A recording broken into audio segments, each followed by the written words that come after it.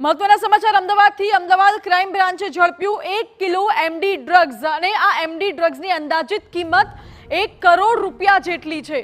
હાલ તો પોલીસે આ ડ્રગ્સ જપ્ત કર્યું છે અને આગળની તપાસ શરૂ કરી છે। પોલીસે 2 આરોપીઓની પણ અટકાયત કરી છે।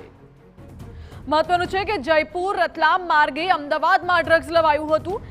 ઇકો કારમાં અન્ય પરચુરણ સામાનની સાથે ડ્રગ્સ લવાતું હતું। પોલીસે આ ડ્રગ્સ કબજે કરીને આગળની તપાસ હાથ ધરી છે। આ ડ્રગ્સ કોણે મોકલ્યું, અમદાવાદમાં કોને સપ્લાય કરવાનું હતું, વચ્ચે કોણ છે, અન્ય કોની સંડોવણી છે, તમામ દિશામાં પોલીસે તપાસ હાથ ધરી છે। હાલ તો પોલીસે 2 આરોપીઓની અટકાયત કરી છે, આગળની પૂછપરછ શરૂ કરી છે। આ 1 કિલો એમડી ડ્રગ્સની અંદાજિત કિંમત 1 કરોડ રૂપિયા જેટલી થાય છે। પોલીસે તમામ મુદ્દામાલ જપ્ત કરીને આગળની તપાસ શરૂ કરી છે।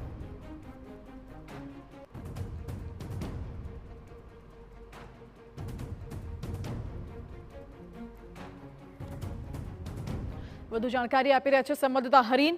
હરીન, ફરી એકવાર અમદાવાદમાં ડ્રગ્સ લવાતું હતું તે ઝડપી પડાયું છે, શું વિગતો? બિલકુલ, જે રીતે ફરી એક વખત અમદાવાદમાંથી જે ક્રાઇમ બ્રાન્ચ દ્વારા ડ્રગ્સનો મોટો જથ્થો પકડી પાડવામાં આવ્યો છે અને ખાસ કરીને 1 કિલો એમડી ડ્રગ્સ એટલે કે 1 કરોડથી પણ વધુની કિંમતનો આ ડ્રગ્સ છે તેનો જથ્થો પકડી પાડવામાં આવ્યો છે। મહત્વનું છે કે થોડા દિવસ અગાઉ જ આ જ પ્રમાણે ક્રાઇમ બ્રાન્ચ દ્વારા ગાંજાનો એક મોટો જથ્થો પકડી પાડવામાં આવ્યો હતો।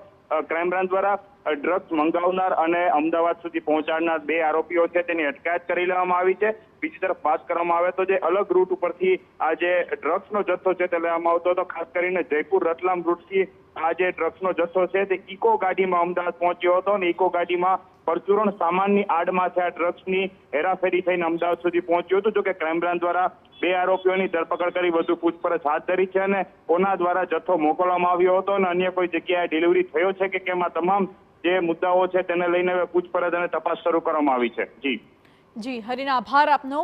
મહત્વનું છે કે ઇકો કારમાં અન્ય પરચુરણ સામાનની વચ્ચે છુપાવીને આ ડ્રગ્સ લવાતું હતું, પરંતુ ક્રાઇમ બ્રાન્ચે આ ડ્રગ્સને ઝડપી પાડ્યું છે, 2 આરોપીઓની અટકાયત કરી છે અને આગળની તપાસ હાથ ધરી છે।